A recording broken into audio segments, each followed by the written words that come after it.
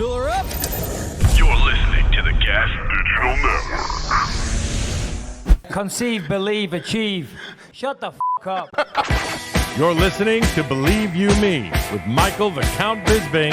You know my name yet? And Anthony Lionheart Smith.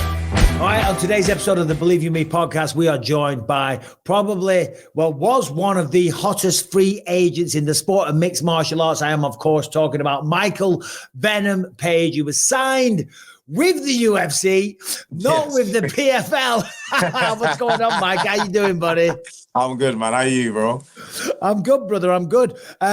So you joined us on Tales from the Octagon. Thank you very much. Great to have you there. And when you were on there, I said, who you fighting? Or sorry, who you signing with? And it sounded like you were going full bore, PFL. Sounded like the contract was done. Sounded like Cedric Doumbé, I believe, was the opponent. What the hell happened? I gotta keep people guessing, man. I couldn't just give it everything on the table. You know what I mean? I had to keep everyone guessing. So it's a little bit tricky. Keep people talking. Yeah. And then, to surprise everybody. Yeah, I certainly did that. So you're making your debut on UFC 299, which is looking like one of the most stacked cards. But without going into too much private details, I don't expect anything too much. But what was the deciding factor in signing with the UFC? And I'm not trying to instigate anything negative about the PFL, the great organizations. No, definitely. It's to be fair, it was difficult. Obviously, PFL are really pushing hard, and it looked like they're onto something quite big. It looks very, very well structured, and so on and so forth. But for me, and I even had this conversation with them. I was like, in order to turn my head away from UFC, it would have to be a ridiculous offer. And, we went back and forth and, they wasn't able to kind of get to that place. But, I think it's good to have this kind of competition, especially for fighters. And I've always said that from when I, was first kind of, growing up in the MMA world. It's great for fighters to have this kind of competition and have another organization to be able to go to. So, I wish them all the best. But the UFC is kind of been in my heart since joining MMA or the world of MMA. It's always, seeing the likes of yourself and other great champions come up. It's always been something I kind of have seen myself at least at one point in my career doing. No, absolutely. And I know for a fact the UFC fans will be very happy to have you because, you've always been a remarkable talent, not kissing your ass. The things you've achieved in the sport and what you've done in martial arts. Now, for those people that don't know, you have been a lifelong martial artist. You are a fifth dan? in kickboxing, just a cheeky little fifth dan. I also Lao Gar Kung Fu guy. Almost got it to the end. I was literally brown sash, Lao Gar Kung Fu. And then obviously later on crossing over into the mixed martial arts world. But martial arts has been my life since the age of 3. It's a family thing. So it's definitely close to my heart. Let me just ask you about Kung Fu because I'm a little, I'll say, ignorant when it comes to Kung Fu. I've never studied it. I've never done anything. And, I think given mixed martial arts and its effectiveness, what's the word I'm looking for? Efficacy. That was the word doing the round throughout the pandemic. The efficacy. Efficacy. I've got it wrong again already. But anyway, Kung Fu. Right. And I'm not asking you to disrespect the martial art, but how instrumental is that in a real life combat situation? For mixed martial arts, there's limited things, but at the same time, my foundation, my style comes from there. So as much as it's limited, it did create what you see in MVP. We did a lot of traditional katas, but at the same time it's weird because we did Lao Gar Kung Fu as an art, but we did kickboxing competitions for the fight. So obviously it did lean into a lot of my strength training and stuff came from Lao Gar. My flexibility, my kicking ability all came from the Lao Gar Kung Fu. And then I was able to execute those moves in the kickboxing, and then the kickboxing kind of formed the style that you see in that I've now brought to the cage. And I guess doing martial arts from an early age like that, it kind of formats the brain because I did Japanese jiu-jitsu since I was a little kid. And whilst, again, some of it's usable, but a lot of it is also things, a lot of it you just wouldn't even attempt, you know what I mean? But however, my brain was formatted so I could learn and pick things up very quickly. You've had an incredible career. You're known for your flashy knockouts. We talked about this at Tales from the Octagon. I mean, I'll never forget denting Cyborg Evangelista's head. I mean, you threw a flying knee, damaged his head. How excited are you now to be in the UFC, which is widely regarded as the premier organization? What are your goals here, Mike? What are you looking to achieve? To be fair, I want to make as much noise as possible. I already know the MVP that everyone's seen in Bellator. If I do even a quarter of the stuff in the UFC, it just makes crazy noise. And I know there's more to my game. But yeah, I'm looking to go for the belt. There's no point wasting time trying to grow. I want to get some exciting fights. Go for the belt. I've already been, had a few interviews and spoken about how the magnitude of, imagine me and Leon Edwards. Leon Edwards hopefully still has the belt, and I think he will. He's an exceptional fighter. I come in, create some big noise, get a few big knockouts under my belt, and then go for the belt. And imagine me and him in the UK, trying to fill out a stadium somewhere. I think we can make that happen. And that would be incredible. But of course, first, we've got to get through your debut opponent, who is Kevin Holland. And I think on paper, that's a tremendous matchup. Both tall, long strikers. He's an entertaining guy. How do you feel about Kevin Holland? Mate, he's a great, a kind of fan of his work, from just obviously being a fan of the game, watching him, seeing his fight, seeing how he talks, and like you say, the entertainment side of Kevin Holland. He's a game fighter, so I know I'm in for a fight. It's exciting, and it puts me right at the top. It's a big statement piece as well to go in and win against somebody like Kevin Holland. It's a big statement, and it kind of sets me on the right track. So I'm massively excited. Yeah, no, for sure. I mean, it's a perfect kind of launching pad for you, UFC 299. It's a ridiculously stacked fight card. Kevin Holland is a fan favorite. Everybody knows the guy. He's got a colorful personality. And I think stylistically, that matchup's going to allow you to be you. He's got great jiu-jitsu. He's well-rounded, but he's not one of these, hardcore wrestlers that's just going to be shooting double legs, pushing you up against the fence. He's going to allow you to operate. So that must excite you. Yeah, no, definitely. It just fits my style. But at the same time, it's not one-sided. He's competent in that area as well. So, and he's long, he's awkward, he throws some crazy stuff that are all dangerous. You know what I mean? So yeah, that's what I mean. It just adds to the excitement of being at the UFC. And I saw this. There was a bit of an interview this week, or you're doing the rounds. You guarantee Kevin Holland will not try and do a gentleman's agreement that nobody shoots for a takedown, right? I don't think he will. It'd be funny if you look at my history. A lot of people initially they see my style. Good strikers, they'll see my style, and from the outside looking in, they're like, you know what, he can never do that playing around and stuff with me. Then they get in the cage and they realize that I'm a lot faster than they would have expected. I'm a lot more tricky. I start playing around, and it's like, you know what? Let me just be a wrestler. Let me just shoot for his legs. And I've turned some amazing strikers into wrestlers in my career. And I know that, I just see it time and time again. Even in the gym, there's guys that I've sparred in the gym that are renowned strikers, and I know they come in here thinking, I'm definitely gonna get him. And, a minute in, they're already shooting. Exactly. Well, I can't wait. I look forward to it. I'm going to play a little game of word association with you in the rankings here, if you don't mind. So you're coming in. Where's Kevin Holland here? Is he not in the rankings? He's got to be in the rankings. Where is he? I don't see his bloody name. But anyway, Ian Machado Gary. He's ranked number 10. Yeah. Well, how do we feel about Machado Gary? Prospect. Yep. You're doing big things. Stephen Wonderboy Thompson. Amazing style. Spectacular. That would have been one that I would have thought on paper as well. That must have been a front runner for the UFC, but I think he's got another matchup. Gilbert Burns. Just living legend. I'll say legend. Yeah.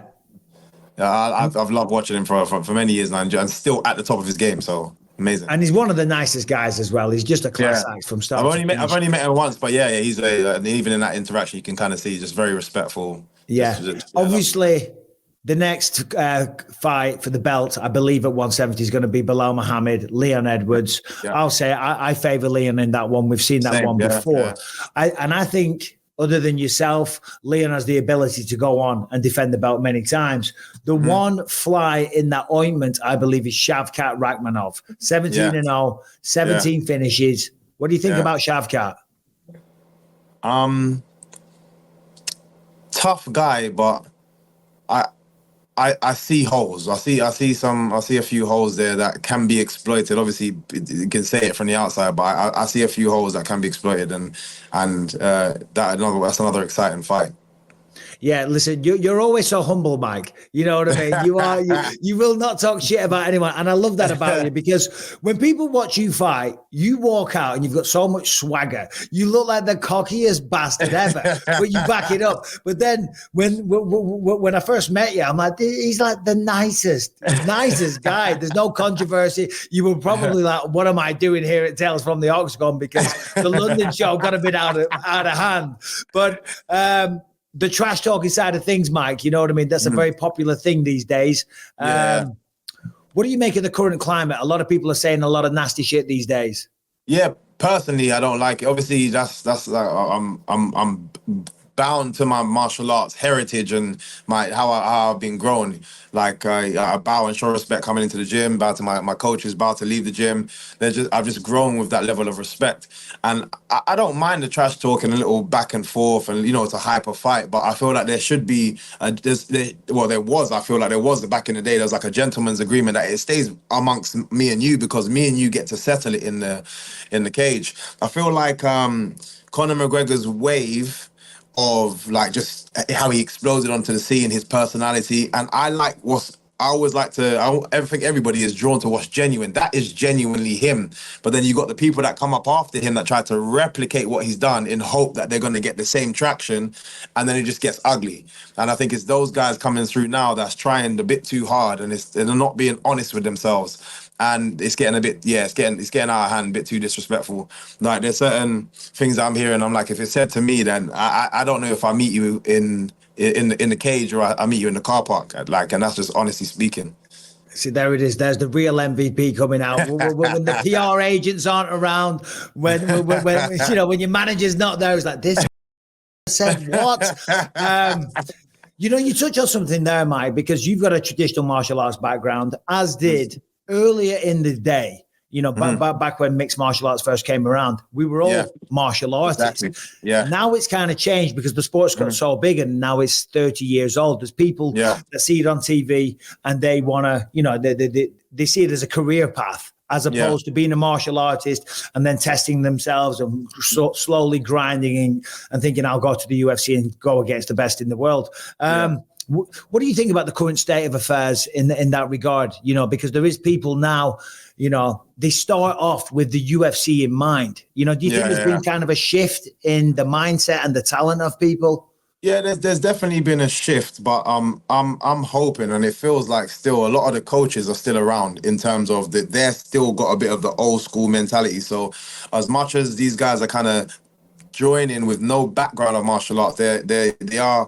And just learning mixed martial arts, they are learning from, for the most part, guys that do have a background and do have traditional values and stuff. So I think it does change when it comes to the PR side of things. But I think just from what I see with a lot of the guys that I've worked with, trained with, and listening to who their coaches are, they're still there. So again, I think it's going to take a little bit longer before it is, it's complete wipeout, and it is just complete the new coaches and the new mixed martial artists.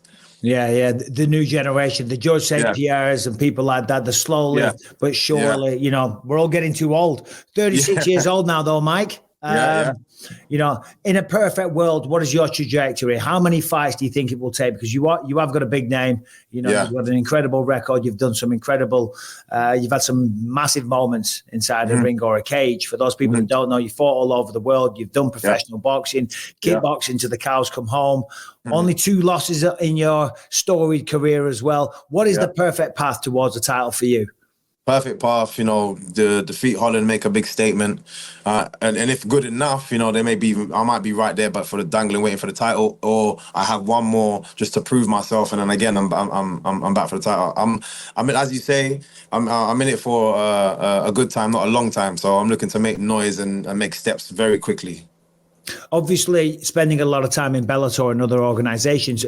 Have you always kept up with the UFC? And are you a fan? Do you watch the fights so you can talk about some of the fights and stuff? Yeah, it's weird. Like it's usually I kind of class myself as a casual fan because it's usually the big name and big hype fights that kind of get hyped, and they're the ones that I kind of go back and watch, or for the big events, I'll sit down and watch them. But it's usually I get to the gym, all the guys are talking about, this, that, this person did this and that, and then I go back and watch the fights. So I'm just looking at your record here. You made your debut in 2012. Mm-hmm. Tornado kick right off the bat, you know what I mean, setting the stall out high. As you say, you're a bit of a casual, if you will. Well, if you're a casual fan, like a lot of people are, Sugar Sean O'Malley is main eventing your debut card, UFC 299 in Miami, Florida. Yeah. Sean O'Malley, Chito Vera, you got any thoughts on that matchup?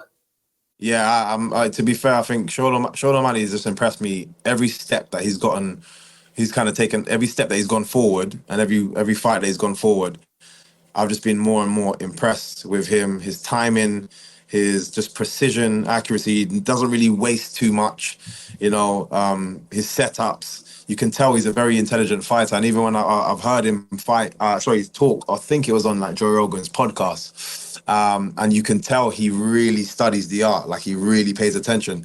So my money's all on O'Malley, definitely. Geez, going against my coach, Jason Perillo. That's our guy, Venom. My God. The Believe You Me podcast wouldn't be the Believe You Me podcast without one Mike Harrington. He's our producer, and Brian McKay in the background. I think Brian just got out of bed, so I'm not going to ask him to jump on the screen. But Harrington, are you there? Because you got to get to Miami. There he is. You got to get to Miami. And to get to Miami, you got to get on a plane. But I don't know if you know this. Getting on planes these days isn't the most, it's not the safest thing just lately in America. Harrington, the floor is yours. So they found this crazy thing. An Alaska Airlines flight happened. It was going over the Pacific Northwest. There was a bolt that was wrong with the door, and it ended up coming off of the plane mid-flight. I saw this. Yeah. The door of the plane landed in someone's backyard in Portland, Oregon.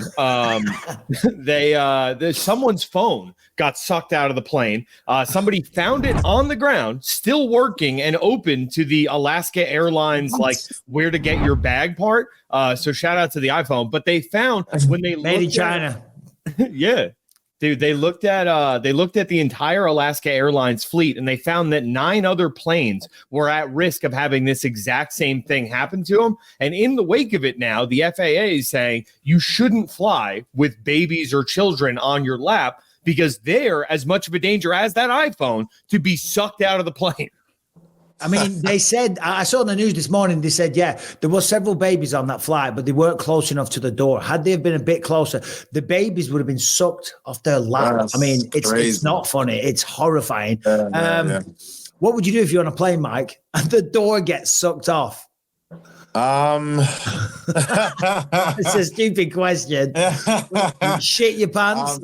This is where I'm hoping that my training and grappling training pays off, and I start holding as tight as I can to the seat.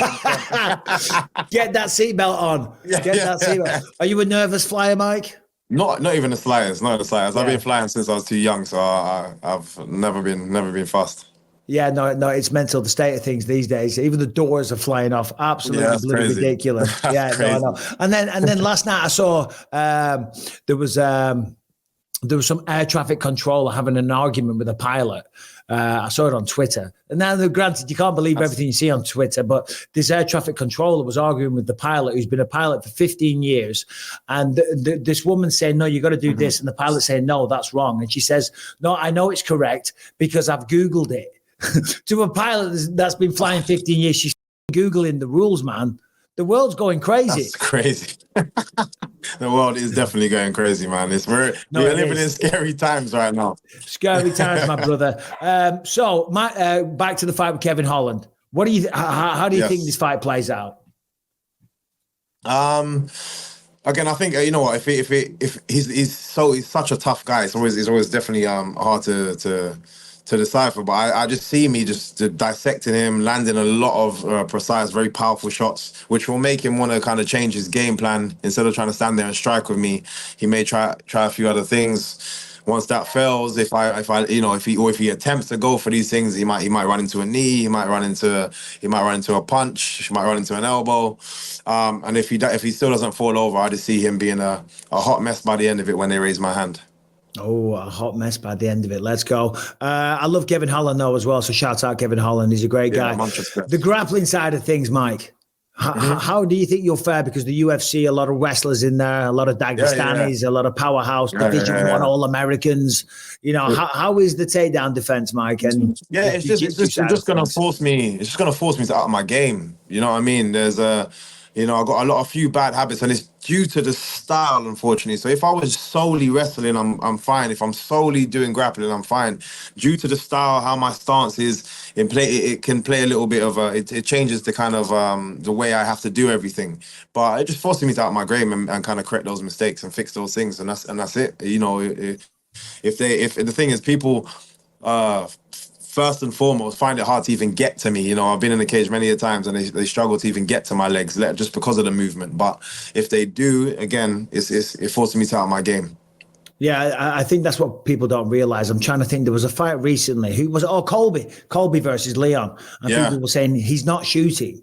And he wasn't shooting. Colby didn't do much. It wasn't the most incredible barn buster fight. But I think a lot of that was due to what Leon was doing, the way he was moving, the way he was switching stances, and then also the doubt that goes into people's minds. Because as soon as you shoot, you can walk onto a knee, an elbow, whatever, and it's wasted energy. So I see you repping proudly London Shootfighters there. You've been with them since day one. In MMA? From the beginning. From the beginning, man. From the beginning. So I'm loving it. No, London Shootfighters is one of the first ever gyms, and they're no strangers to prepping people like yourself to get ready for wrestlers. They know the game inside and out. Yeah. So UFC. I mean, does it feel like like this was always destined to be? A little bit. It's still a bit surreal. You know, even when seeing Dana mention my name, it's still a bit surreal, and then I think as I'm gonna get closer and closer to the fight, I'm still gonna have that bit of like, oh shit, I'm in the UFC, you know what I mean? Yeah. So, but yeah, I've always like raised up to the occasion, so I'm looking forward to it still. So you've got Sean O'Malley beating Marlon Vera, Dustin Poirier, Benoit Saint-Denis, Gilbert Burns, Jack Della Maddalena, Kevin Holland, Michael Venom Page. I mean, it's going to be hard to stand out on this card because normally you would come in and like deliver some crazy knockout and people will be talking about it. But this fight card is absolutely mental. If I do what I think, I actually do believe though, because everybody else are existing UFC fighters. I think just the question mark over my name makes my fight very interesting. Everybody's just, I think a lot of people are going to be paying attention just because they want to know. They want to know the answer. Can I hang in the UFC? Is he at that standard? So regardless of, I always say the same thing. I'll say it when I was in Bellator. I could be the first fight of the night. I still class myself as the main event because people want to see me and people are always entertained by me when I'm in the cage. Yeah, no, absolutely. You did have 2 boxing matches. Is the boxing side of things that's done? It's definitely done now. Well, exactly. UFC are not letting that happen, so it's definitely done now. But yeah, I'm a martial artist. I love to kind of lean in and try different, or just test myself in different ways. I definitely would have done it more back then, but we had some political issues in the background. And then I tried the bare knuckle as well. That to be fair, actually had a lot of fun. I didn't get the result I wanted. I felt like I got the result. I got the result, but I didn't get the result I wanted.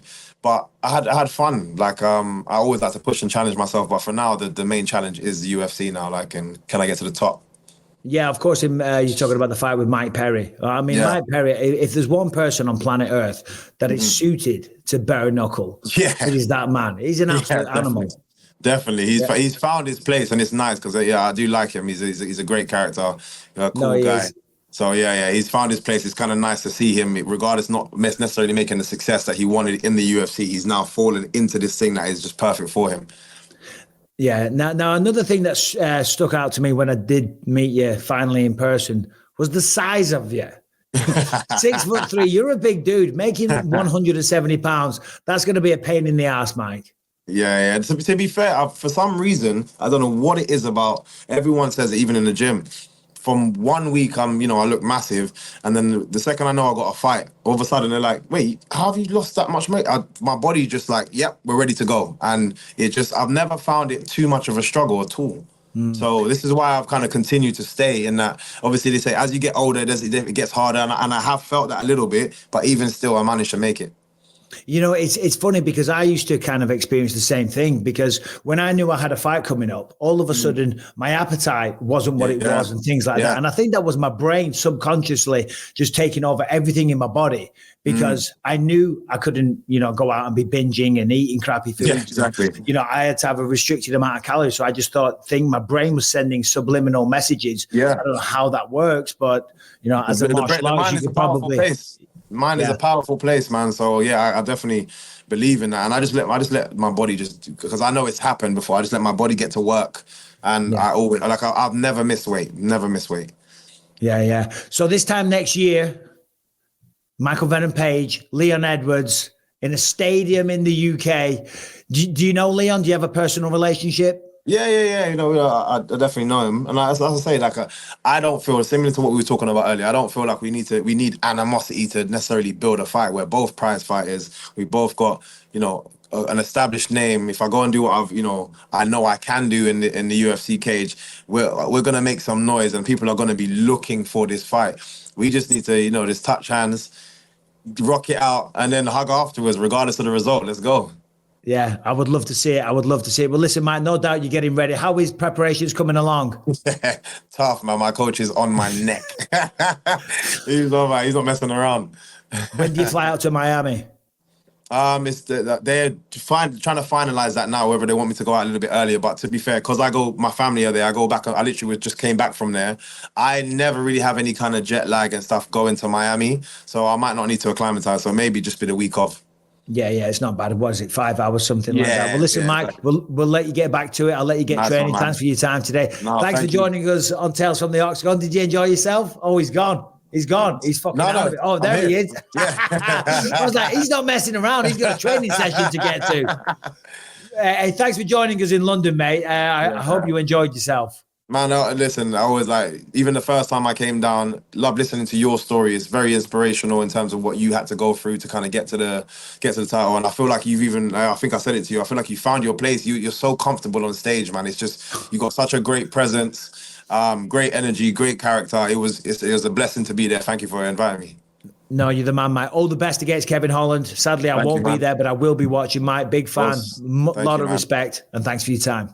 Nice one, man. Take care, man. Take it easy, brother. There he is. Bye. The one and only Michael Venom Page. We'll be right back after this break. All right, today's episode is sponsored by Choq.com. That is CHOQ.com. And Choq, they specialize in all natural supplements, and more importantly, their new natural testosterone booster, which is taking the sports nutrition world by storm. Men's testosterone levels are at an all-time low. Every single year, your testosterone levels dip. If you're listening to this, you're in your 30s, 40s, or 50s, you got to give that stuff a boost. You're going to feel better. You're going to feel like more of a man. You're going to lose weight. You're going to be in better shape. You're going to have more energy. You're going to be back to the old you. And that is where Choq comes in, because their natural testosterone booster, well, number one, it really works, and it's not full of crap, okay? The supplement industry is filled with nonsense, trashy supplements that don't really work. Well, Choq uses full disclosure labeling, so you know exactly what is going into your body, and you know the exact ingredients measured to exact clinical research. Choq Daily is the cleanest research-based testosterone booster available, and along with Choq Daily, be sure to check out the Male Vitality Stack and the Stack Ultra. If you feel like you're dipping in life, if you're feeling like, the libido isn't what it used to be, if you're not getting the results from your workouts and you just kind of feel drained and unfocused, your testosterone levels dropping is probably to blame. So give it a boost and do it the natural way, and do it with Choq. choq.com. Right now, go to choq.com. That is CHOQ.com. Use the code Bisping at checkout for 35% off the entire order. Start the year off with a bang. Go to choq.com. Use the promo code Bisping and get 35% off your entire order. All right, shout out to MVP for joining us. Can't wait for that fight. What do you think, Harrington? Who wins that fight? I'm putting you on the spot. When's the last time Kevin Holland came on this show? MVP was just here, so I got to go with Michael Venom Page. That's it. You pick with who comes on the show, friends of the show. Kevin Holland has been on a couple of times, though. He's been on plenty, but so is Michael Venom Page at this point. Like I said, when you're neck and neck as guests at this point, whoever did it last. So, Black Man, the ball is in your court. Anytime you want to come on the show, Kevin, try to win my vote. Well, they're both black men, Harrington. So, I mean, you are coming out with some choice descriptions lately. All right. You're the one who reminded me he's the superhero black man. He is the superhero black man, and that's a fantastic fight. Can't wait for Michael Venom Page. But last night, Dana White took to Instagram announcing UFC 300, another fight, Zhang Weili versus Yan Xiaonan. Thoughts on that one, Harrington? My first thought was, title fight for UFC 300. We're definitely getting Leon versus Bilal announcement, right? Nope. I don't know. I'm happy for this fight. No, it's a tremendous fight. I mean, Zhang Weili's phenomenal. All Chinese affair. Chinese champion versus Chinese contender. I think it's a tremendous fight. I think it's going to bring a lot of eyeballs from the other side of the planet. I was a little surprised they didn't do that in China, though, because, obviously, Zhang Weili's incredible. I love watching her fight. That fight with Jon Jones was unbelievable. I think Dana went through some of the stats last night when she fought Amanda Lemos. It was something like 280 strikes to 21. So the output's phenomenal. She's an amazing champion. We're still yet to see what the main event is, though. So far, what have we got? UFC 300. Let's have a look. What have we got, Harrington? What's been announced? Atar versus Aljamain Sterling. I know that one's on there. Rakic versus Yuri Prohaska. Yep. Cody Brundage. Bo Nickel, Cody Brundage, Yuri Prohaska and Rakic. Charles Oliveira, Arman Sarukian, Zhang Weili, Yan Xiaonan as the first title fight. So there's going to be another title fight. If you had to guess, what do you think? And I know we're pounding this story. We're beating it to death. But last time we said Jim Miller versus Brock Lesnar, we were having a laugh. I spoke to Jim Miller. Obviously, he's in action this weekend at the fighting meetings. And he brought it up. What's up, Brian? That's the biggest news from last episode. I've seen it on literally everything. Anthony Smith says Jim Miller beats Brock Lesnar. It's wild. Outlets, they love to run with the story. So you stay on, Brian. Like, I did a little thing on my YouTube channel the other day, and I said, maybe Brock Lesnar versus Tom Aspinall. And I was kind of joking when I said it. I wasn't deadly serious that was going to happen. Well, there's multiple stories now. The Daily Mail, as we know, we're going to trust them. They are a very respectable outlet. They're running with the story. Michael Bisping says it's Tom Aspinall versus Brock Lesnar. I'm like, shut the it was a joke. I mean, dude, that's a great fight, and I don't think anybody's not going to pay to see it. So, I mean, just roll with it, dude. Take the job as matchmaker. People are making stretches because there's been no fights. It's like they're really, really picking up for some news. Now, Harrington, I will say this, and no offense, people are annoyed about the quiz that you didn't give the answers to every question. People are like, I wanted to know the answer. You didn't give all of the answers, Harrington. Oh, I feel like I did, but here's the thing. I have it all in a Google Doc. I'll release it from the BYM Twitter so you guys can look through it and quiz your friends. The only flack I got from that quiz was people saying it was far too hard, got to dumb it down for next year. Not for you guys, but for the people listening at home. They want to play along and get some answers right. So, well, they're not competing for all this clout. I kind of agree, though. They were hard questions. And you know what? Here's a question you could have asked, because we're talking about Tom Aspinall and Jon Jones, right? That's a big story. They're going back and forth on Twitter. We've talked about it a lot. Arlovski is fighting this weekend, right? And I'm commentating the fight. And how good is it to have fights back? My God. Oh, and by the way, Harrington, I saw your little thing about how to turn a bet into $50,000. By when was that? By UFC 300. Yeah. Dude. Job well done. If you're not following Mike Harrington, give him a follow. What is it? DM Harrington? Yes, sir. Thank you so much. And Mike. B. McKay is right. Give the guys a follow. So anyway, I'm commentating this weekend. So I was looking up Andrei Arlovski. And because of Tom Aspinall, people are like, well, when has an interim champion ever defended a belt? Andre Arlovski was an interim champion and defended the interim belt, according to Wikipedia. I did not know that.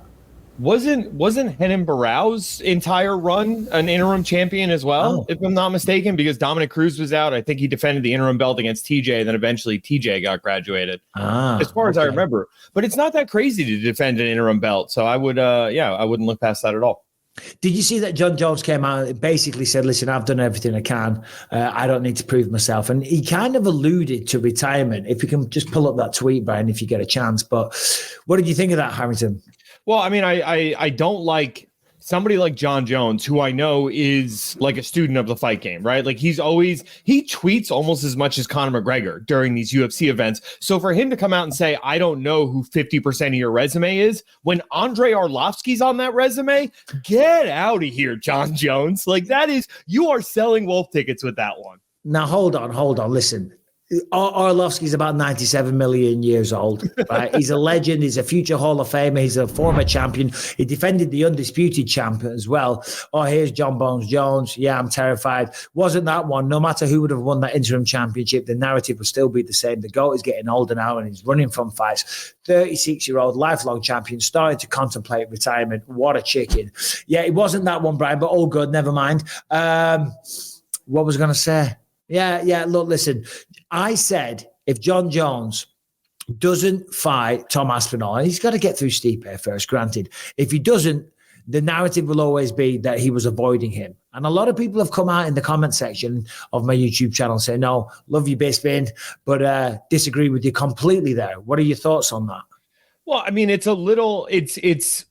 it is odd, right? Because we both expected, right? And I think everybody kind of did heading into the MSG card that was planned, Stipe versus Jon Jones.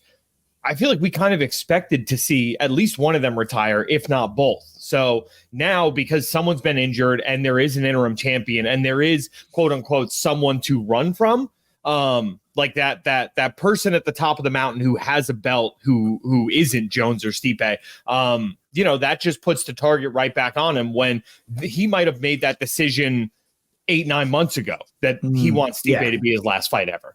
Well, exactly. And I was going to say that. I was going to say playing devil's avocado.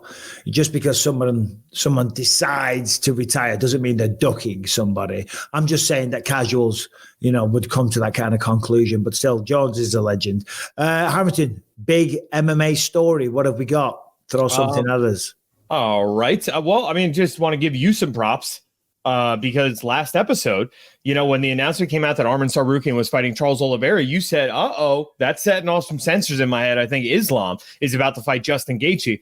Well, Islam Makhachev agrees. He says that, you can make Olivera versus Tsarukyan the number one contender fight, but he wants to get active earlier. He said he's targeting Justin Gaethje for a June 8th fight, and then the winner of Tsarukyan versus Olivera in November at MSG, followed up by another fight in February of 2025, so we can get a third one in before Ramadan next year. You've got to respect that, to be honest. I mean, there is a guy that's a champion. All right, he defended against Volkanovski, but he's calling out the toughest fights. Justin Gaethje, no walk in the park for anybody. Everybody wants to see that. The winner of Arman, Tsarukyan, and Olivera, again, incredible. He announced June 8th as the date. There's already a pay-per-view. That's International Fight Week, Conor versus Chandler. So it looks like, I don't know if he should have been saying that. I'm not breaking the news. Islam Makhachev broke the news. But 2 pay-per-views that month. I would love to see it. It keeps me busy. I love that. Oh man, that would be, wait, so you're saying is the Conor fight, is that date, the June 8th date? Well, I'm only saying, no, June 29th. Oh, okay. So there is going to be, okay, I got you. So June 29th. And Conor said that date. We haven't had an official announcement yet from the UFC, but I was looking for concerts to go to because I went to Depeche Mode with Beck recently and we had a brilliant time. So I was looking to see what else was around. And I looked at the T-Mobile website, and as I looked on there, it's penciled in TBD, International Fight Week, Conor versus Chandler. So yeah, there you go. There you go. That would be, honestly, I want to see those two on a card together. Oh, Just imagine Islam and Conor at the same press conference table, just bringing up all those the old Dagestani rivalry. That gets my juices flowing. No, it does. We were talking to MVP before about babies getting sucked out of airplanes. I mean, what a horrific thing to just imagine. You know, you imagine sitting on a plane, the door gets ripped off, and your baby gets sucked out of your lap and out the door. I'd like to not imagine that ever. That's it's giving me, I'm literally sweating just thinking about it. But I do think, I don't know, dude, like I just picture how tightly my wife holds on to the baby when we fly with her. Do you think it would suck it out of your arms? Yes. Well, they're saying apparently that flight, it was only at 16,000 feet. If it was at 30,000 feet, then the pull, the suction would have been a lot more, and people would have got sucked out of there as well. So it doesn't matter if you're just holding a baby and a door gets ripped off, and then all of a sudden you've got ridiculously powerful winds. I'm sorry, Harrington, baby Aura is going for a ride. Dude, this is making me so nervous. And when you texted this to me earlier, my first thought was they're doing this as a way to generate revenue so that I'm not buy a ticket for my baby. So you're sounding like Brian right now. Brian, conspiracy corner time. Brian, this is what he texted me. He said, they're just doing it to sell, to insist that you have to buy a seat for your baby because now they're saying you're going to put babies in a car seat and strap them in. Yeah, they explosively decompressed a plane to make that point. No, that sounds right, Harrington. You're right. Yeah. So they're going to put the fear of God into all of their passengers, seem like an unworthy airline, just so they can sell a few more tickets. Well, I mean, look, we know how quick these planes are being turned around constantly. We've completely done away with any kind of like expectations of customer service in the air in the pursuit of getting just $5 off of a plane ticket. So, would it make sense for them to run a plane until it's at at the breaking point? No. For them to then make more money selling tickets? Maybe? No, that's not what it is. I can't remember who said this, but the collapse of society will show in our airports first. That's really what's happening. It's because all this DEI bullshit where people are just hiring to fill quotas instead of skill. This is what you get. You get low quality shit, and when it comes to a life or death situation, when it relies on everybody being as high in aptitude as possible at the thing that they're doing, when you start hiring people just to fill quotas, you're gonna that up. So you get stuff like this, like bolts from doors not getting secured and shit falling off. This is right, Brian. This is it. You're absolutely right. And Elon Musk has been quite vocal on Twitter, X, calling this stuff out, and rightly so. And listen, equal opportunities is fantastic, and there is a place for that. But meritocracy has to come first. It really does. And I've just sent you a link, Brian, to what I was talking about with MVP. I saw this last night on Twitter, and this just blew my mind. It's a 15-year-old, a pilot with 15 years experience arguing with an air traffic controller. And she's like, yeah, I've Googled it. We got to hear this conversation. I don't know what a short landing is. Rebecca's father, Graham, shout out to the G-Man. He will. So I sent it to him to find out what this is, but no response yet. I watched this morning. Oh, did you really? Yeah. Get it on screen and have a quick look. This made me so angry. For a short approach, if you're going to do a power off 180, that's my point. Well, okay. I will remember that from now on. No problem. Yeah, when you ask for a short approach, I expect you to turn your base to beam the numbers. All right, this will be a full stop for 6-5 Charlie, and maybe we need to talk about that some more because you're the first controller in 15 years that's ever said that. Well, I'm just, if you ask for a short approach is when you turn your base to beam the numbers. If I know you're a student asking for a short approach, I know you're out there practicing and you probably will extend. But if you're doing something other than a short approach, don't ask for a short approach. Well, I will definitely look up the definition of short approach because I've never seen where it says you turn base or beam the numbers because I don't see how you could possibly do that. Well, I Googled it, actually. I Googled short approach, and it said to turn your base a beam or before the numbers, and you will land probably touchdown around midfield. All right, we could leave that there. So the air traffic controllers are Googling what to do. Now, I don't know if this was a DEI thing. You know what I mean? Has to be. People are assuming it is. But anytime an air traffic controller that is, that probably wasn't a commercial flight, but regardless, I mean, Googling the rules mid-flight, That doesn't sound like the best course of practice. I think he had passengers. I think that was a commercial flight. Oh, really? Yeah, I think from what I remember, I thought he already had 77 people aboard. I could be making that up, but it's a wild time. Isn't that one of those weird jobs too, where they have like a forced retirement age? Oh yeah. Yeah, it's like you can't be more than like 55 and be an air traffic controller or something like that. Well, it's not that, but there's a hard limit on hours worked and all that other stuff. Like, it's a super regulated job. Yeah. Rightly so. I mean, we're talking about people. We're talking about babies getting sucked out of goddamn aeroplanes. I mean, I don't know what a short landing is, so we'll leave that one there. But if you're getting on a plane, make sure you put your seatbelt on. Have you seen that Key and Peele skit? Have you seen that one? Where they're on a plane and one of them saying, "Wear your seatbelt," and he says, "I just need the bathroom." And he's saying, "Wear your seatbelt." He said, "I just need the bathroom." And then he insists on getting out of his seat and then gets sucked to the top of the plane and stuff. Have you seen that? Yes. And that is goddamn hilarious. Key and Peele, they are funny. All right, this episode is sponsored by PrizePicks, and PrizePicks is the largest independently owned daily fantasy sports platform in North America, and they are the easiest and most exciting way to play DFS, daily fantasy sports. It's just you against the numbers. Instead of battling thousands of other players, including pros and sharks, you just pick more or less. Like, for example, this weekend, it is Johnny Walker versus Magomed Ankalaev.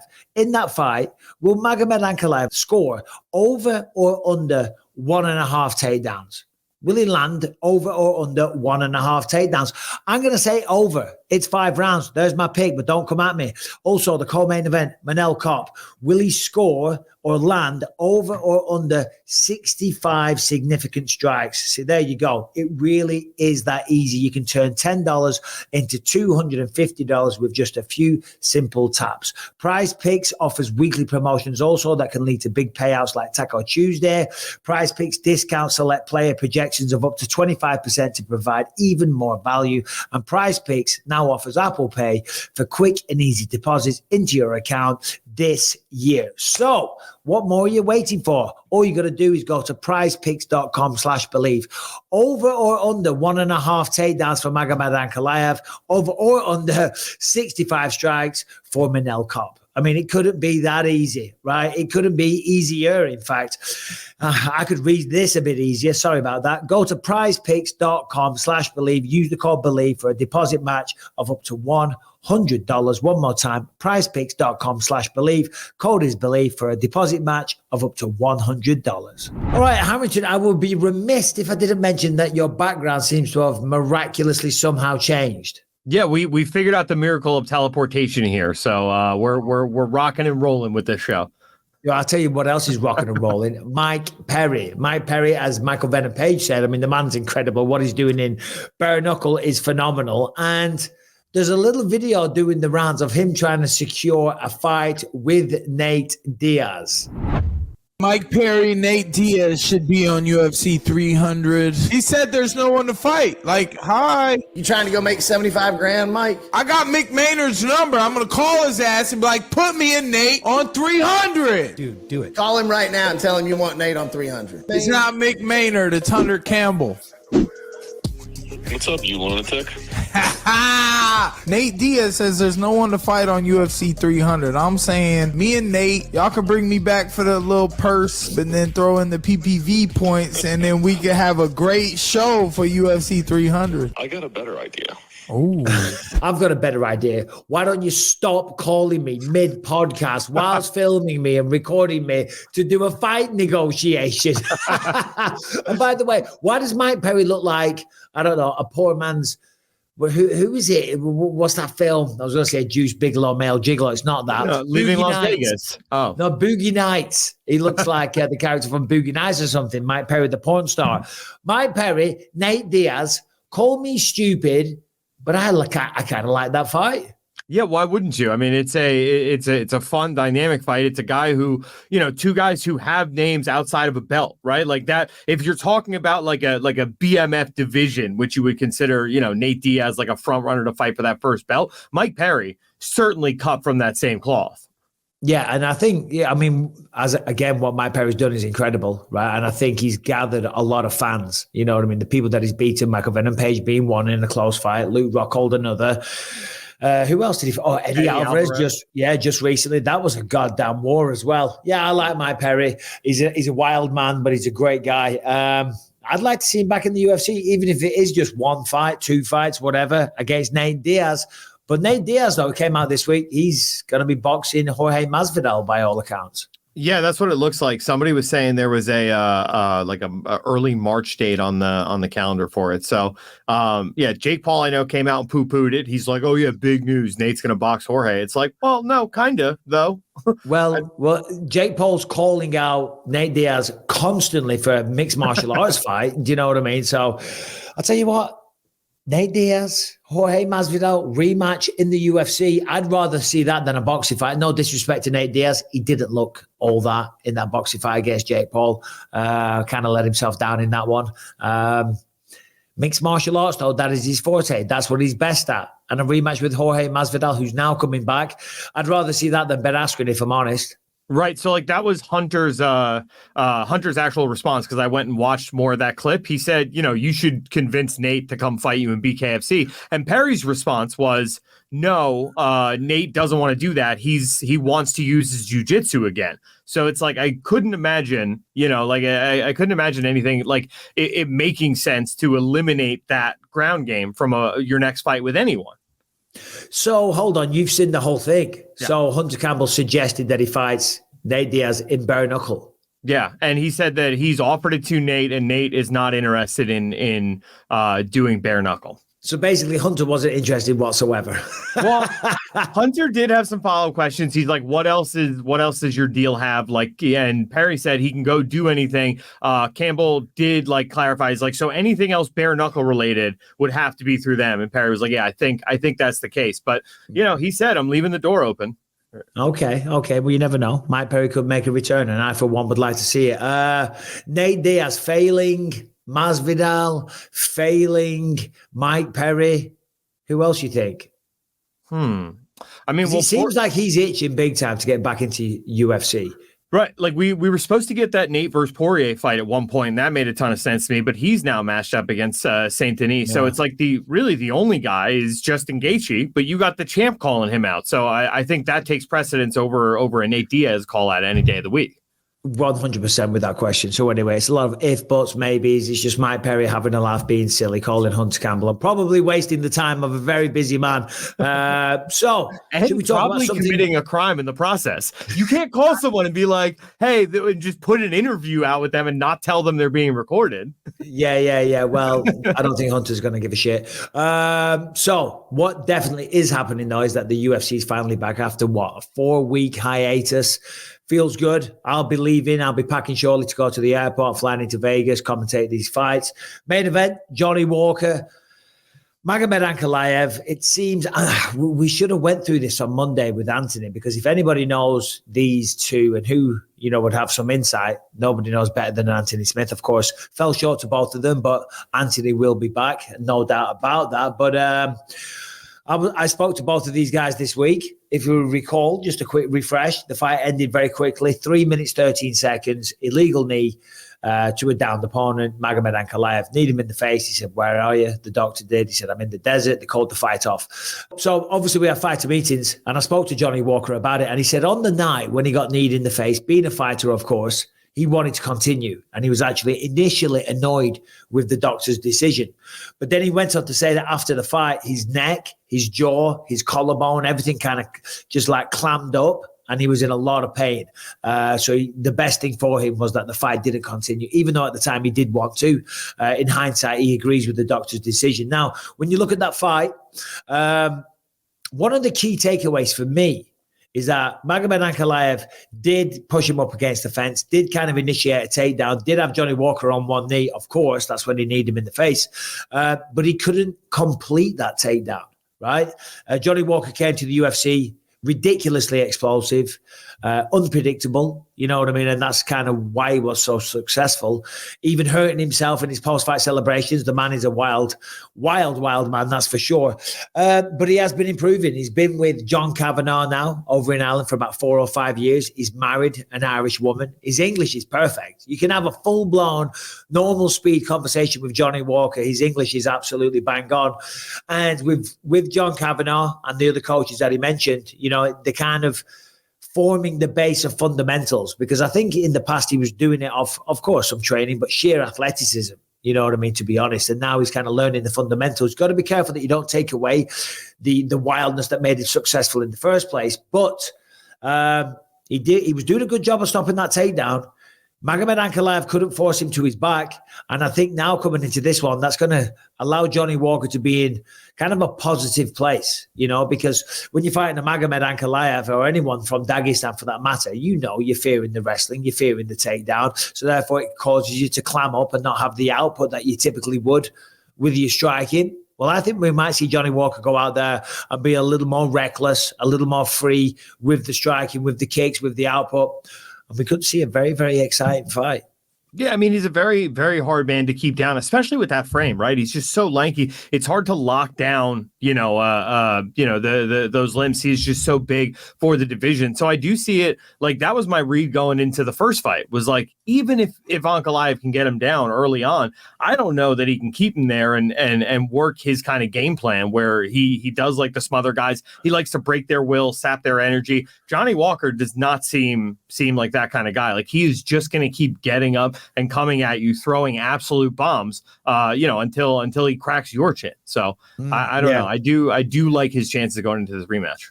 Well, I think when you break it down, when you look at both guys, of course, the wrestling side of things and probably grappling in general, including jiu-jitsu, you got to go with Ankalaev. I think on the feet, the more dangerous guy is Johnny Walker. Magomed probably has fundamentals, the basics, the cleaner striker locked in, but speed, power, and unpredictableness, if that's even a word. Yeah, I go with Johnny Walker for that one. So I can't predict this one because I'm calling the fight, but I think both men have a path to success. How do you see this one?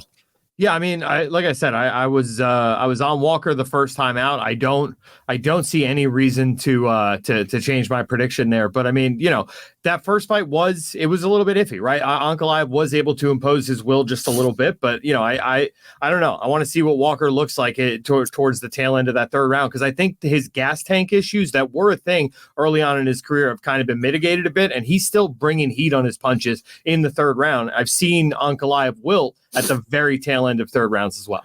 And you got to remember, Johnny Walker's got an 82-inch reach compared to Magomed's 75-inch, so that's a big advantage there. He's the taller guy at 6'5" versus 6'3". I went through some of the skill stuff a second ago. I think Ankalaev, if you can put him on his back foot, that'll be a key to success for Johnny Walker. Somebody like Ankalaev or any kind of wrestler, you've got to force them backwards. And I think if Johnny Walker is confident, like he said he is, he's very strong, he's very explosive, and he feels confident in stopping the takedowns. If he can walk him down, if he can put Magomed Ankalaev on the back foot, it becomes much, much harder to shoot a takedown, to initiate a grappling sequence if you're getting beaten up, if you're getting forced backwards. So I think that's going to be the key.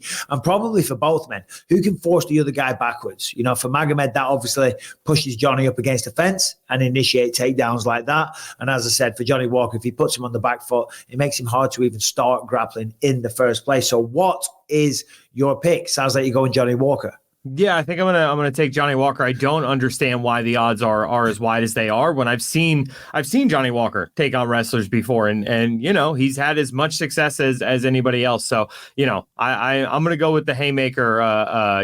Just a big shot, Johnny Walker, to get this one done. I would love to know Anthony's pick on this one. That would be very, very interesting. We should text him or something, but that would take too long on a live show. Just shoot him a text, Brian, if you can, while we're on it, or do it right now, Harrington while I fill.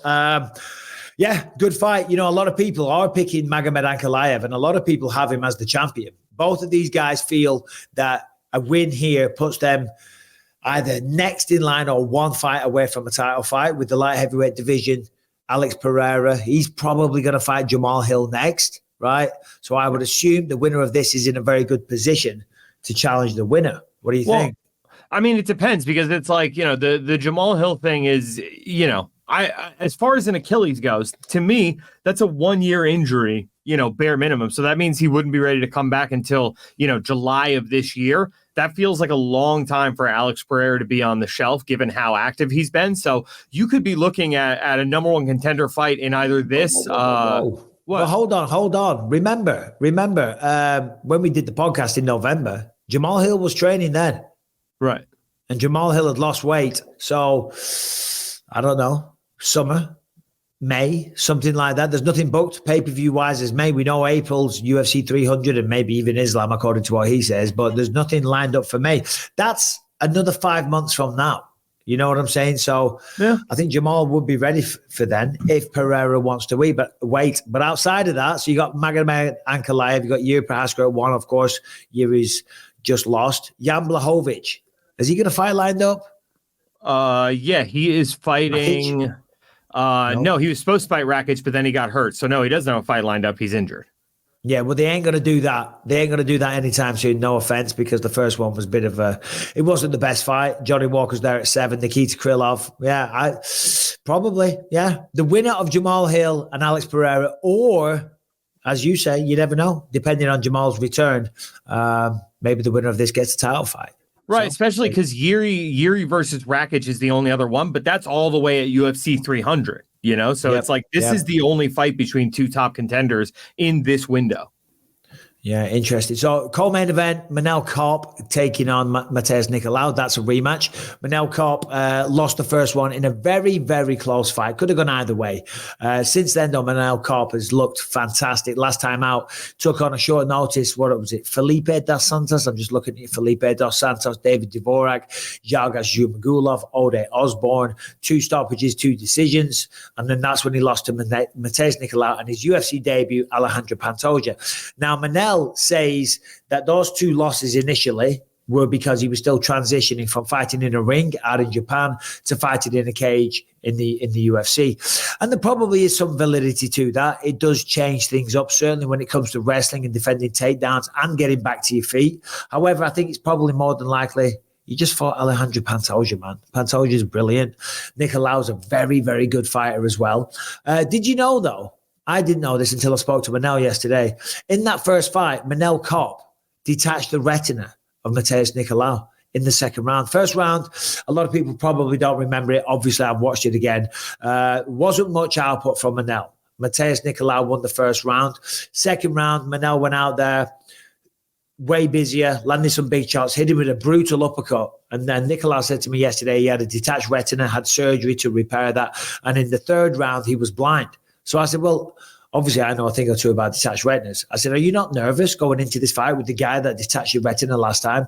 And his answer was, no, I'm not. If anything, that makes me more confident because I know in the third round, I was pretty much blind in that one eye and I was still able to win the fight. I don't think when you detach your retina, the symptoms are immediate. Well, it might be sometimes, but with mine, it wasn't. For me, I didn't know for months later. So I'm not trying to take away from anything Nicolau says. I mean, I'm sure he knows what happened in the third round better than I do. But how do you see that one going, Harrington?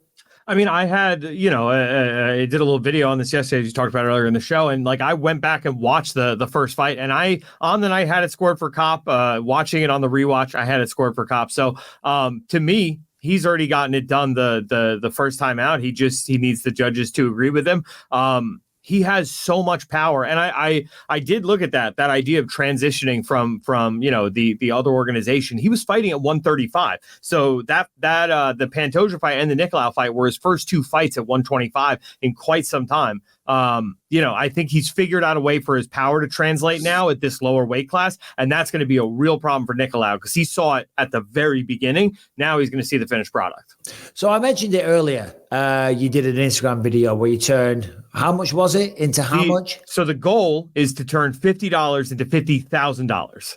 By International Fight Week? By UFC 300 is the idea. All right. So by UFC 300, you turn $50 into $50,000. Mm-hmm. Real quick, condense it, make it fast.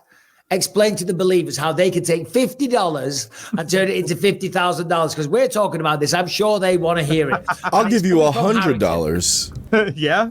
Yeah, just give me the majority of the profit. Sure. So basically, all you have to do, Harrington, is get every single pick correct on every single fight card. How many fights per event? So the idea is you just need to get to plus 100, right? So you can take, generally speaking, the 2 or 3 biggest favorites on the card, put them together, and you're over plus one. As long as you're above even money, you just double it every event. For 10 events, $50 becomes over 50,000. Okay. Yeah. All right. So in this fight card here, you've got Johnny Walker, right? And you've got Manel Kape. I've got Jim Miller and Manel Kape. Oh, Jim Miller and Manel Kape. Jim Miller coming back against Gabriel Benitez, not Brock Lesnar. A lot of people... Even though that's a 50-50 fight. Did you see how... I don't know. Anthony's out of his mind for that one. I love Jim Miller. I don't think that's a 50-50 fight. Sorry, Brian. We got so much coverage because Anthony said that. It's crazy. I just keep seeing clips of people being like, I don't know what he's talking about. Did you see Jim Miller addressed it at the I know he spoke to you personally about it, but he addressed it at the press conference. He said, I could get a Kimura. Yeah, no, he did. I don't know if he could. I mean, he could get in a position to get a Kimura. Brock Lesnar would just pick up Jim Miller with one and smash him into the canvas like a Hulk smash.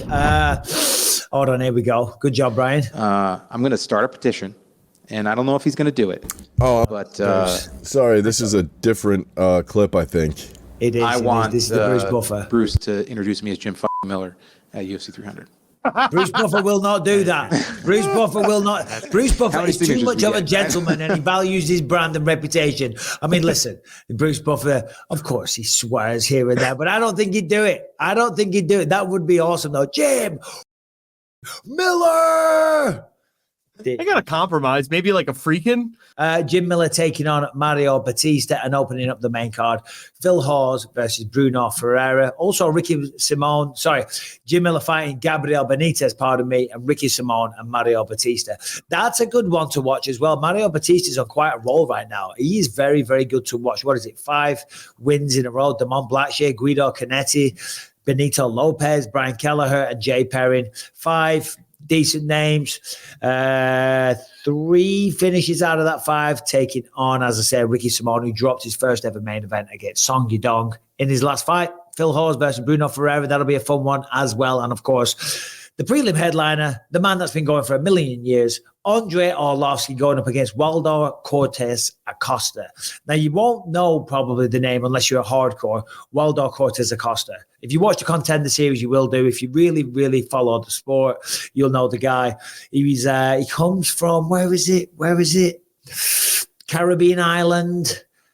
Right about, no, he doesn't talk like this, though. He does not talk like this, but he comes from a Caribbean island. Anyway, he used to play baseball, and he has a very fast hand, okay? He throws a fastball at about 100 miles an hour or something. Is it the DR? Dominican Republic. There we go.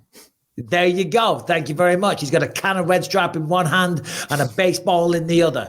And he was a very good baseball player. However, he was thrown off the team because guess what? What did he do? He got into fights. No shit, Sherlock. So now he's in the UFC doing pretty good. I forget his record off the top of my head, but so far so good. He has some fast hands, obviously, with the baseball background. So that's what Arlovski's got to be careful of here. So Arlovski made his UFC debut in the year 2000. He's been around forever. I mean, we all know the story. 44 years old. I have so much respect for somebody like Andre Arlovski. A man that's been around the sport for so long, the longevity of his career. I mean, I was just trying to look at his record there, but there's so much bump on his Wikipedia page. It's taken a million years to get there. Right, 34 wins, 23 losses, 17 knockouts, 3 submissions. Has been knocked out 12 times. Last time against Dontel Mays, he got knocked out there. Submitted by Marcos Rogerio de Lima. Then he was on a 4-fight win streak. You go all the way back to the year 2000. The year 2000 is when he made his UFC debut. 23 years later, still going strong. Unbelievable. Second fight in the UFC for Rico Rodriguez. Then Pedro Hizor, Ian Freeman, Vladimir Matyushenko, Tim Sylvia, Wesley Carrera, Justin Eilers, Paul Buontello. Remember that guy? Oh, yeah. Tim Sylvia, twice on the trot. I was there for one of them. UFC 59, Anaheim, California, 2006. I'd just come off The Ultimate Fighter and they flew the entire cast out to watch that fight. And do you know who I met? What's he called? Oh man, I feel bad. He's the actor. He plays the big guy in Shawshank Redemption. Oh, Michael Clark Duncan. Michael Clark Duncan. There you go. Yeah, he came over and wanted to meet us all. Dana brought him over. I was like a little kid. I'm like, oh my God, I know you. So I remember that event well. But anyway, is that when you fell in love with Anaheim? You were like, this is it. I got to live here. That is not when I fell in love with Anaheim at all, and I live in Anaheim Hills. Maybe. Oh, I'm sorry. We're very fancy. Fedor Emelianenko, Roy Nelson, Bigfoot Silva. I mean, this guy's had a legendary career, but the question is, how long can he go on for? I wish him nothing but the best this weekend. And yeah, there's a little roundup. Some fun ones on the undercard as well for Reed Basharat, Taylor Lapillus out of France, Matthew Semmelsberger, Preston Parsons. And yeah, there we go. Today's episode is sponsored by 8 Sleep, the high-tech solution to your age-old sleeping issues. 8 Sleep pod cover slips right over your mattress, bringing heating and cooling technology that keeps you comfortable and sleeping deeper for a better, more restful night. Listen, in our house, you always hear me going about how hot it is in here. Well, it's the same when I go to bed. The room is bloody boiling. If you're too hot at night, you won't sleep well. Okay, so 8 Sleep will take care of that. But your wife on the other side of the bed, well, she wants it warmer. Well, guess what? All you got to do is put on the 8 Sleep mattress cover, and you can set either side of the mattress to be the exact temperature that you want. So no more tossing and turning, and no more falling out with the missus and arguing over the thermostat. Sleep science shows that in order to sleep your best, the body temperature needs to drop, as I said, in the middle to the early part of sleep and rise in the morning. The pod cover will improve your sleep by automatically adjusting your bed's temperature based on your individual needs. The cover can be added to any bed like a fitted sheet and allows you and your partner to cool or warm your side of the bed as low as 55 degrees and up to 110 degrees. If you want it 110 degrees, you're out of your mind, but that's the kind of range that this gives you. In addition to keeping you at the perfect temperature all night, the pod also tracks your sleep and health metrics. On average, pod users see their sleep quality improve by a massive 32% after just a month on the pod. So what more are you waiting for? If you're having sleep issues, this thing will take care of it and you will feel like a better version of yourself. You don't want to have a terrible night's sleep. You wake up the next day, you're not productive and all the rest of it. And trust me, this is the best thing on the market to get you the sleep that you require. There's no better way to improve your day-to-day life than better sleep. And the easiest way to do that is with 8 Sleep's Pod 3. Start the new year right and invest in the rest that you deserve with the 8 Sleep Pod cover. So right now, go to 8sleep.com/Bisping to get $200 off plus free shipping. So listen, great product, great offer. One more time, 8sleep.com/Bisping to get $200 off and free shipping. Fight of the night pick for you, Harrington. What was the one I was gonna? Look, I like that Arlovski is he's still very capable of turning back people, right? Like if you don't belong in the top 15, you're not beating Andrei Arlovski. I don't care how old he is. So, there is always a list for that, especially with somebody like Waldo Acosta-Cortez who hits as hard as he does. I could see Andrei Arlovski taking down another 50 grand, but I'm going to pick Fareed Basharat. There's something about his fights. They're always entertaining. There's a ton of grappling in them. It's high level, fast paced. So yeah, that's my pick for fight of the night. Yeah, the Basharat brothers, if you're not familiar, because they fly under the radar a little bit, Fareed Basharat and Javeed Basharat, 2 brothers fighting. I think they're Afghan, but they fight out of London. They currently live in Las Vegas. Extremely technical, great boxing, incredible jiu-jitsu. Train with Jake Shields as well. So, that's a good fight, though. Taylor Lapillus was in the UFC, got cut for a bit, came back last year at UFC Paris, had a good performance there. My pick, fight of the night, and put your $1,000 on this. Mateus Nicolau Manel-Cop, the flyweights, they're going to bring it, and the main event will be sick as well. Before we get to questions, Harrington, is there any breaking news or any topics or a good non-MMA story that you feel is worthy of my discussion? And I'll throw that to you as well, Brian. What's going on in Brian world? Yeah. Brian's got a wild story. Yeah, Brian, give me some. Oh, on, we could talk about how the thing in Miami could possibly be the government and Project Bluebeam. I don't know what that is, and I don't think I want to get into it. But just real quick, what is Project Bluebeam? It's the government's laser hologram program. Oh, Oh, like that's what they accused of happening in Hawaii, right? No, that's space lasers from people who live under New York City.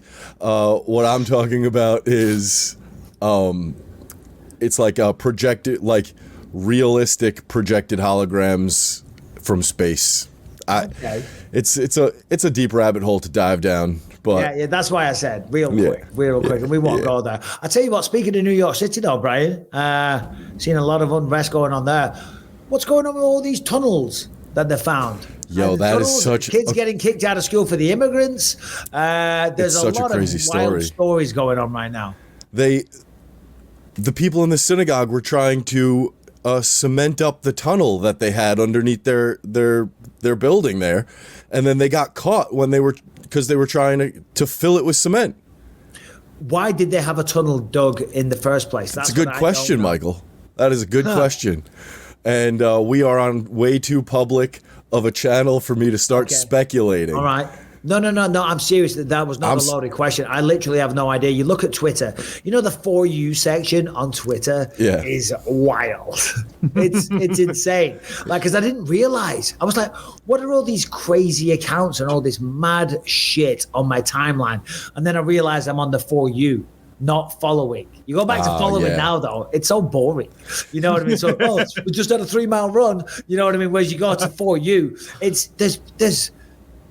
that's the algorithm. Murders. Oh my God. There's craziness. There's wild stuff going on. It's insane. And like, I've got to get off there. But sometimes if I'm bored and I want a little wild 5 minutes, have a look at that For You section on Twitter and it will blow your mind. I just get on to look at the news sometimes and it's just like, murders and like horrific accidents and crashes. That's a majority of what my timeline is.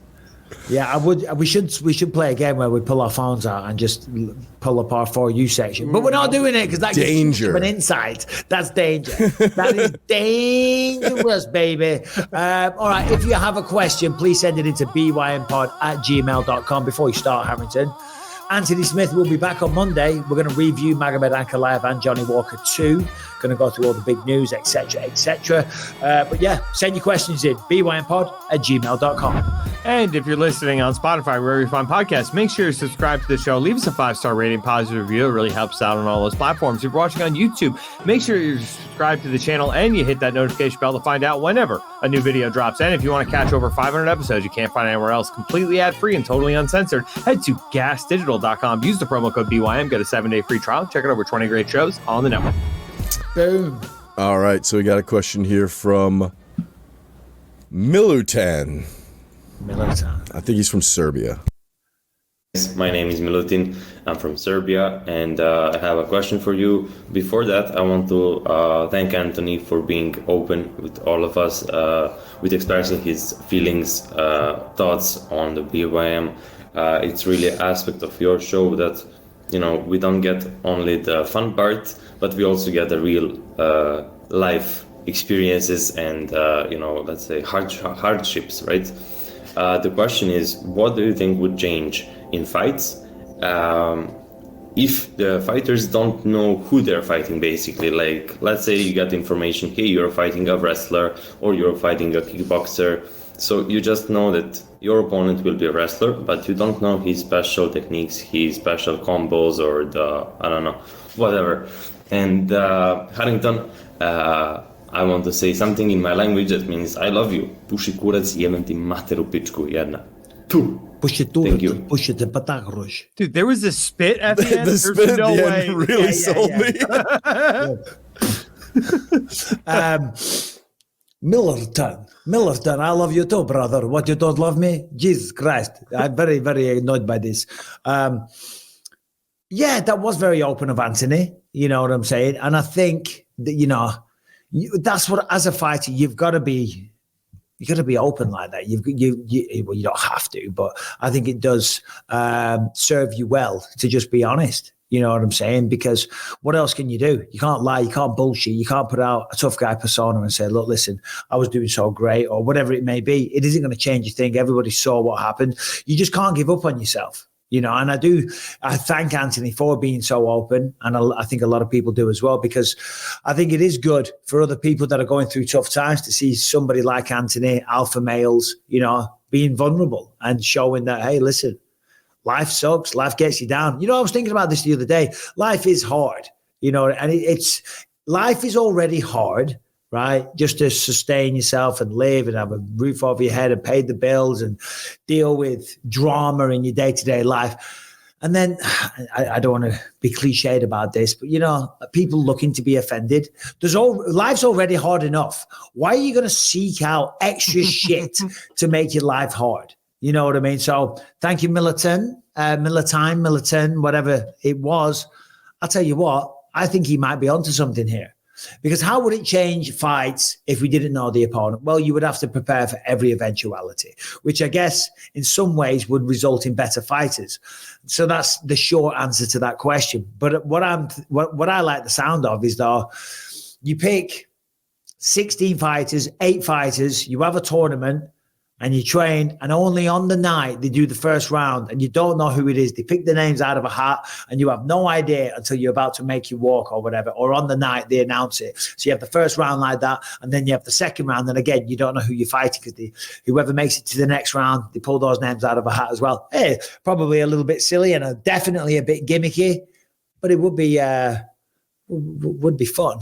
Dude, I wanted that so bad for the middleweight division when it was like, it was you and Weidman and Luke Rockhold and Robert Whitaker and like a bunch of guys where it's like you could make any one of these fights mix and match in the top 10 at that point were incredible fights. So it's like it was set up for that. Lightweight actually might be where that's at right now. So like I wouldn't hate the idea of like a tournament or a Grand Prix. But what jumped out to me with that question was guys not sitting on the sideline, right? You never know which opponent is going to be for the title. You know what I mean? Like if you would, under that system, you wouldn't know if you had a title shot or not. You would just need to keep grinding. Don't say no to fights, because any one of these could have a belt attached to them.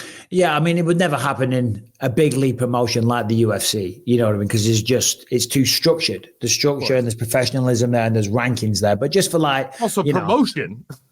For a bit of fun. It'd be good for a bit of fun. I'm not saying the UFC do that at all, but just as a fan to sit there and see the reactions on the faces, you know what I mean? You're a striker, you're like, shit, I'm going up against Magomed Ankalaev in a minute. What was I going to say then? Oh, you mentioned Chris Weidman. Mm-hmm. Chris Weidman, I saw he's coming back. He's fighting Bruno Silva. And he said that this could be his last ever fight. This could be the last one. He said his body's been beaten up so much over the past, God knows how many years it is. If he doesn't get the job done here, then this will be the last one. I think that was the quote. Was it anything to add? Because I see you looking it up. No, I was just looking up Bruno Silva and what the date for the fight was. But I did see that. I did see that poll quote earlier. That he was going into it, saying this very well could be his last fight. And Bruno Silva is not an easy opponent.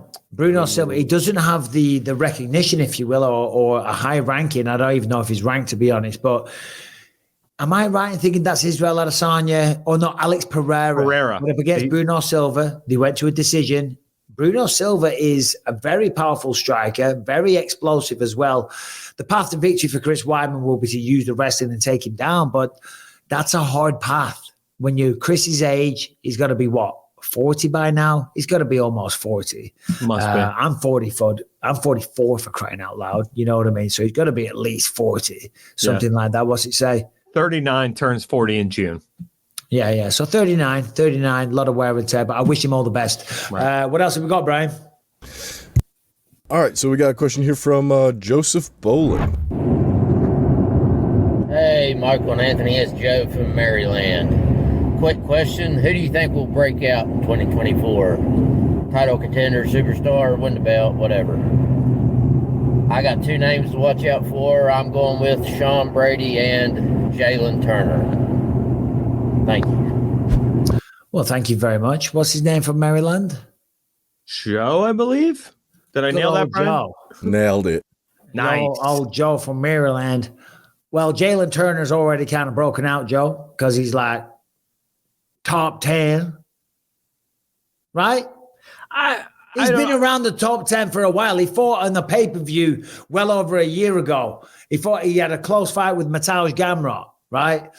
Yeah, but the other guy who broken out of the shell. The other guy who we mentioned was Sean Brady, who's like in a similar position where, like, yes, they're ranked, they're doing well, but these are not guys who you consider directly in title contention. And I think that was kind of his question. Who makes the leap this year? Yeah. Well, I think. Oh, sorry. Go on. I was going to say, I think it's somebody that we were talking about on the trivia quiz is Diego Lopez. I think you bastard! You took my pick. That's exactly what I was going to say. Diego Lopez. And in fact, this weekend we have another guy to keep an eye out on the prelims. He's had 2 wins in the UFC. Where is he? Marcus McGee. I think he might have got like the best newcomer or something like that last year. He had 2 great wins. So keep an eye on that name. But Diego Lopez, there's a big breakthrough star. There's a guy, he's not in the rankings. He hasn't been itching and clawing and scratching his way to the top. Although Sean Brady, who did Sean Brady just beat? He just had a big Gastelum. Gastelum, yeah. Smoked him, right? Oh, yeah. Pillar to post. Yeah, he did. Yeah, shame that for Gastelum. But yeah, Sean Brady, good one there. But yeah, I'm with Brian. Diego Lopez, this is going to be a big year. I'm going to go lightweight class. Tatsuro Tairi? I'm not sure. He's the Japanese dude. Tatsuro Taira. There you go. Okay. Thank you, Michael Bisping. He's 15-0. Stunning knockout his last time out, and like he has the flash and the power that one, like the Manel Kopp style, what I was just talking about. I like him going forward. Do you know what? Breakout is some guy that's, I'm going to say Israel Adesanya. Wow. This time next year. No, Justin Gaethje. Oh, dear. You think either of those guys have what it takes to be in the top 10, Mike? Exactly. Do we have one more, Brian? Sure. We got one here from Kevin from Texas. This is from during the break. Good old Kev. What's up, Believe You Me crew? Kevin from Texas here. Huge fan. Honestly, the month y'all were gone kind of sucked. That first episode back, I was fired up, ready to go back to my normal routine on Tuesday and Thursday. My question today, Sean O'Malley, Ilia Topuria, they're going at it on LinkedIn, Twitter, X, whatever it is. My question, what are the chances we see that fight this year? Ilia Topuria versus Sean O'Malley in 2024 out of 10. I think probably like a 6, but I really do hope it happens. Peace. Well, thank you, Kevin. It's funny because them two have been chatting a little bit on social media. You actually put it in the notes. First of all, Volkanovski's got his hands full. Sorry, Topuria's got his hands full with Volkanovski. And I think Volkanovski has his hands full with Topuria. You know, I think that's going to be a really, really good, entertaining fight because Volkanovski, even though he did a pretty good job at negating the takedowns of Islam Makhachev, he's not really a wrestler per se. He's a striker first. Topuria is a striker first. He's undefeated. He can grapple. He can submit people like Bryce Mitchell. I think that's a really, really good fight. O'Malley, he's also got his hands full with Chito Vera. But you never know. You never know. Yeah, what do you think? So, I mean, here is he gave it a 6 out of 10. I'm going to give it a 4 out of 10 based on this quote from O'Malley. If he goes out there and beats Volk and I go out there and beat Chito, that fight's happening next. That's just what's happening. So there's a lot of ifs there, right? Like he has to go out there and beat Chito, which I don't see happening. And Topuria has to go out there and beat Volkanovski in a fight that I'm picking Volkanovski in that fight. So I'm going to say like less than a 50-50 chance, but I would put it as high as 4 because if those two things do happen, for O'Malley to say it like that, I wouldn't disagree with him, right? Well, O'Malley's a big star. Right. And whilst I probably favor Chito, and maybe I'm a little biased because of that, because of my association with him, every fight is different. I always say this, every fight is different. So just because Chito got it done the first time, that doesn't mean automatically that he gets it done a second time. I think it's a really good fight as well. But with O'Malley being a big star, and it's a big if he can retain the belt, given the magnitude of his popularity, You never know. I think he would be a guy that could go up to 145, given the height of the guy, the length of the man, put on a little bit of muscle. But as you say, a lot of if, buts, and maybes. But I like it. I like to see these guys daring to be great. I like to see him calling out other champions, etc., etc. So there it is. Also, it was 2 weeks, not a month. Come on. That we were gone. Off. Yeah. Yeah. But I appreciate it regardless. The fact that it felt like a month. I'll tell you what, it feels like I'm in a sauna. I asked Rebecca to turn the heating off before I came in here. The heat is not off. It doesn't need to be on in the first place. This is the hottest room in the house. No, seriously, it gets so fucking hot in here. That's not why I'm wrapping up the show. We're going to be back on Monday. We're going to give a full review. We're going to have some guests, and I hope you guys have a great weekend. Good to have the UFC back. Nice job. Big thank you to Michael Venom Page as well. Brian and Harrington, as always, much appreciated. And all you guys, if you haven't subscribed and rung the bell, do so right now. Enjoy your weekends, and see you Monday.